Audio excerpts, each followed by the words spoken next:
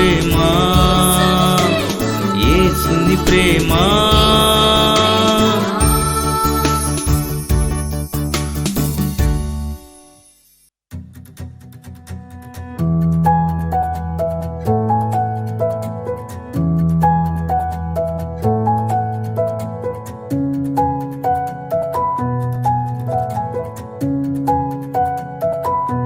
స్తుతి నైవేద్యం. Praise the lord. ప్రియమైన వాళ్ళరా, దేవుడు మనల్ని చక్కగా నడిపిస్తున్నాడు. కొంతమందికి ఈ రోజుల్లో ఒక రోజు గడవటం కష్టమైపోతుంది, కానీ ప్రభువుని నమ్మిన మనకి దేవుడు ఎంతో శాంతిని, సమాధానాన్ని, ఆనందాన్ని మన కుటుంబాలకు ఇచ్చాడు. కాబట్టి ఎంతో సంతోషంగా ప్రభువును మనం రోజు స్తుతిస్తూ, దేవుని మాటలు వింటూ, పాటలు పాడుకుంటూ చక్కగా జీవితాన్ని గడిపేస్తున్నాం. మరి ఇంకా దేవునిలో మనం ఈ సంవత్సరంలో ఇంకా ఉండాలని ప్రార్థన చేసుకోండి. దేవుని వాక్యం ధ్యానం చేసుకుందాం. 116వ కీర్తన 14, 15, 16 వచనాలు ధ్యానం చేద్దాం. యెహోవాకు నా మొక్కుబళ్ళు చెల్లించెదను, ఆయన ప్రజలందరి ఎదుటనే చెల్లించెదను. యెహోవా భక్తుల మరణం ఆయన దృష్టికి విలువగలది. యెహోవా, నేను నిజముగా నీ సేవకుడను, నీ సేవకుడను, నీ సేవకురాలి కుమారుడునై ఉన్నాను. నీవు నా కట్లు విప్పి ఉన్నావు. ప్రార్థన చేస్తున్నాం. మహాపరిశుద్ధుడా మా తండ్రి, మరొకసారి నీ పాదాభివందనం చేస్తూ నీ వాక్యం వినటానికి మేమందరం ఆయుధపడుచుండగా నీవే మాట్లాడమని యేసు నామమున ప్రార్థన చేయించున్నాము తండ్రి. ఆమేన్.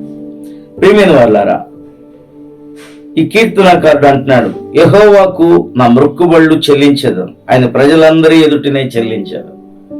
చూడండి, దేవునికి ఏమైనా మొక్కుకుంటే అవి తప్పక చెల్లించాలి. దేవుని దగ్గర మనం మాట ఇస్తే వాటిని చెల్లించాలి. ఆ మాటకు బద్ధులమై మనం ఉండాలి. కొంతమంది ఆ ప్రభువుని అడుగుతారు, ఈ కార్యం చేస్తే నేను ఇది ఇస్తాను ప్రభు, లేకపోతే ఈ కూటం పెట్టుకుంటాను, లేకపోతే ఈ కానుక నేను మందిరంలో ఇస్తాను అంట. కానీ ఆ కార్యం జరిగిపోయిన తర్వాత వాళ్ళు మర్చిపోతారు. అందుకనే ప్రసంగి గ్రంథంలో అంటాడు, మొక్కుబడి చేసుకుని దాన్ని చెల్లించకపోతే మంచిది కాదు, అలాంటి వారు అసలు మొక్కుబడి చేసుకోవటమే మంచిది కాదు అంటాడు.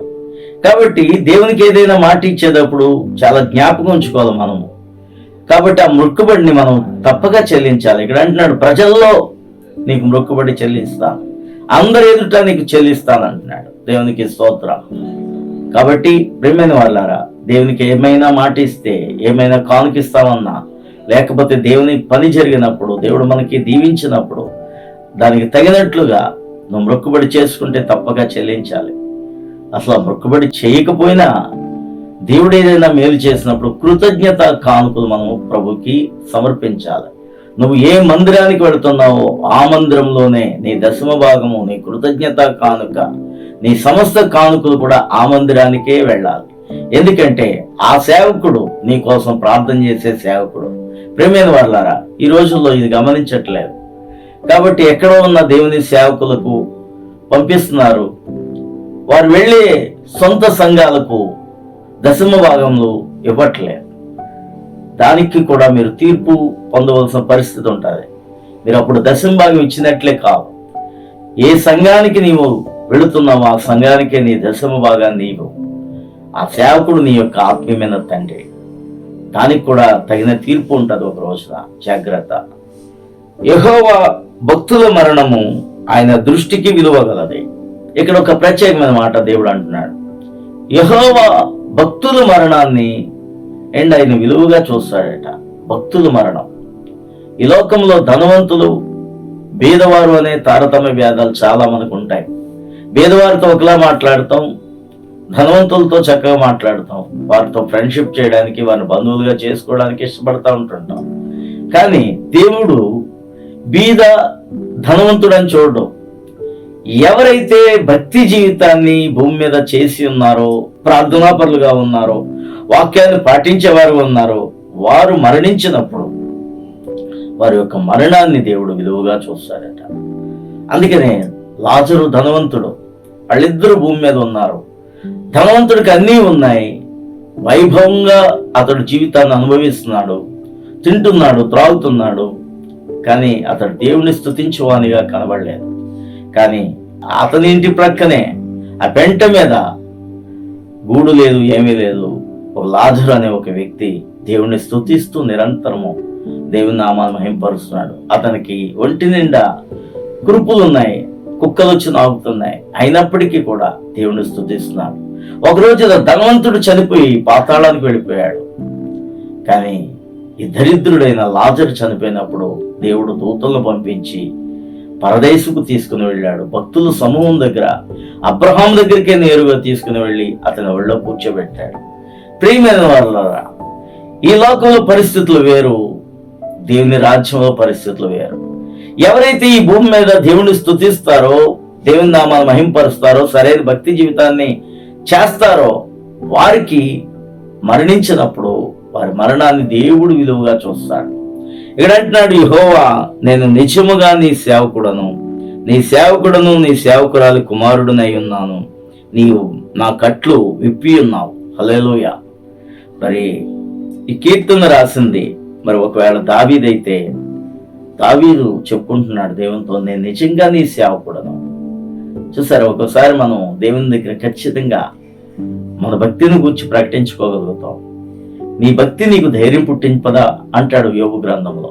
కాబట్టి మనం సరైన భక్తి చేసి సరైన నీతిమంతులంగా మనం ఉంటే, వాక్యాన్ని పాటించే వారంగా ఉంటే, దేవునితో కూడా ఆయన కృపాసనం దగ్గర ధైర్యంగా మాట్లాడగలం. నేను నిజంగా నీ సేవకుడు ప్రభువా, అలాగే నా తల్లి కూడా సేవకురాలు ఆయన అని చెప్తున్నాడు ఈ కీర్తనాకారుడు. ప్రియమైన వారులారా, నిజమే, సరైన తల్లిదండ్రులు ఉంటే వారి పిల్లలు కూడా సరైన భక్తి జీవితాన్ని కలిగి ఉంటారు. కాబట్టి యెషీ భార్య మంచి సేవకురాలై ఉండొచ్చు, ఒకవేళ దావీదే గాని ఈ కీర్తన రాసుంటే.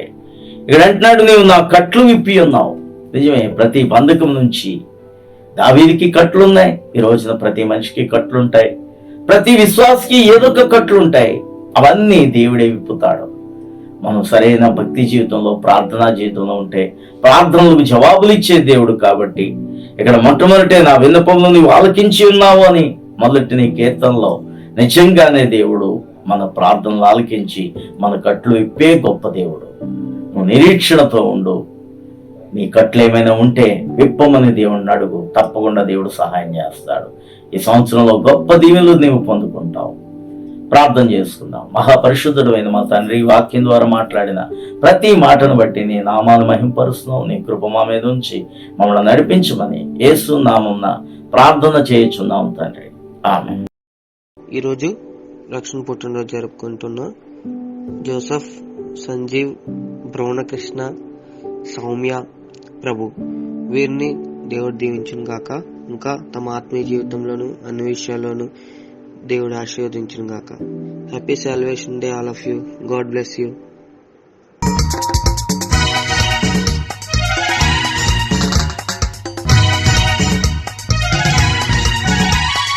మా పాప భారమంత